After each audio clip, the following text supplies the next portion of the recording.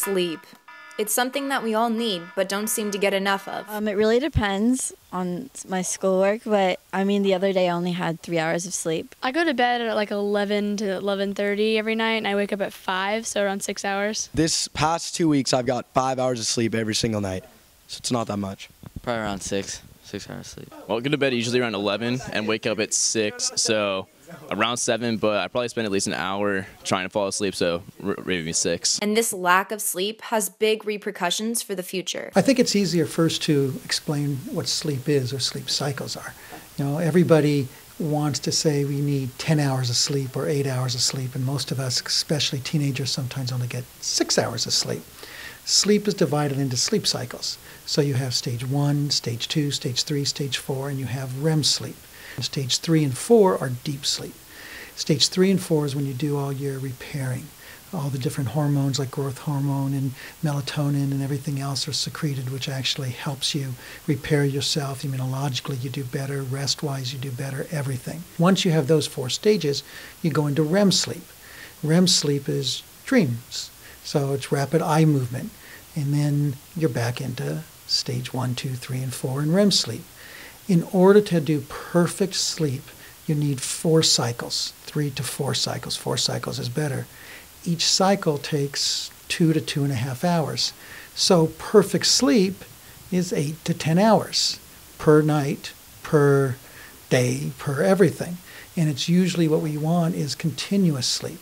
Because if you're interrupted, what happens? If you wake up between stage 2 and stage 3 sleep, you don't hit stage 3, you go right back to stage 1. The American Sleep Foundation reports that only 20% of teenagers get the optimal amount of sleep. Teenagers' time period shifts. Where kids, we say go to bed at 8, 9, or 10, teenagers really can't fall asleep until 11 or 12. It's not your guy's fault. It's actually reality. And you probably should sleep until 8 o'clock or 9 o'clock in the morning, but what do you guys do? You have 0 period. So you get up at 5:30, and then you have class at 7. So you really mess up your sleep cycles. So that's your basic physiology of sleep. So what happens if you don't sleep enough? Well, the number one thing is attention. You can't pay attention. You start to fall asleep.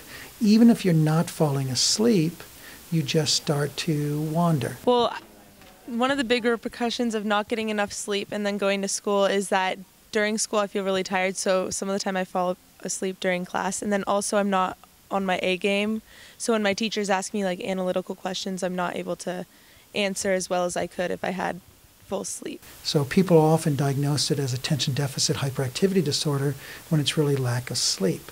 And we call it actually excessive day sleepiness. In a recent study, 90% of parents felt that their children were getting plenty of sleep, while 59% of children felt they were not.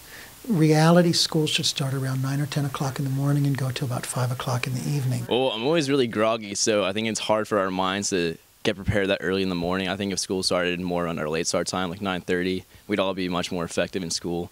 But, I mean, I'm able to deal with it just because we've had to do it for so long.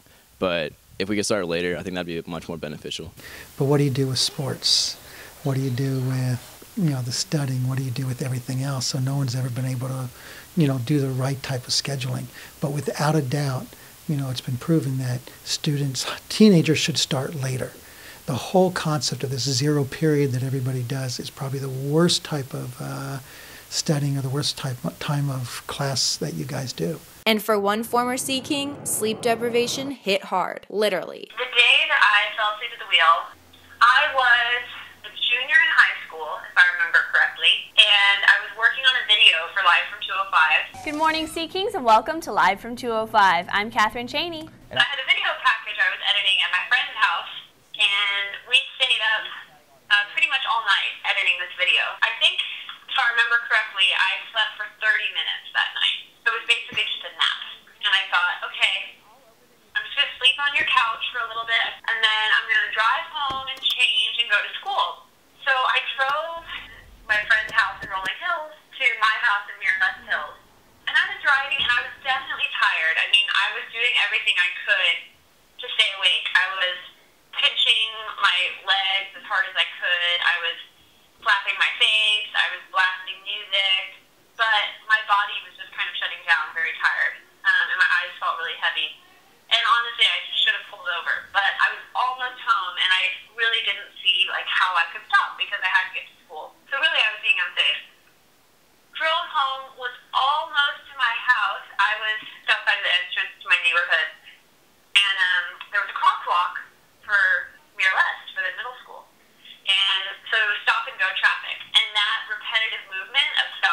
and moving and stopping and moving was starting to put me to sleep. And I think I just sort of closed my eyes for a second, like, oh, my eyes feel so heavy. I just closed them for 1 second. And the next thing I know, I heard a scraping sound, and the hood of my car was underneath the truck in front of me. Luckily for me, I did not fall asleep at the wheel and crash while going quickly, so I basically just slowly rolled into the car in front of me. Still, it was a dangerous situation. The metal ladder of the truck in front of me scraped all the way up my hood toward my windshield. And honestly, it's probably a good thing that I was behind a rather high truck versus just slamming, head-on into a car in front of me and hurting someone else. Drowsy driving is more impairing to one's ability to drive than driving under the influence of alcohol. Sleep deprivation is bad in general, but especially when you are responsible for other people, which when you're a driver out on the road, everyone's counting on you to be safe, then the sleep deprivation is really irresponsible. Over 100,000 traffic accidents a year are caused by drowsiness and fatigue. Definitely a good reminder that I'm not invincible, which I think a lot of high school students or just anyone who, works hard and wants to be successful, you often feel like, oh, this won't happen to me, oh, I can do it. But no one's invincible. Sound the alarm on lack of sleep. Be safe, be responsible, and most of all, get back to bed.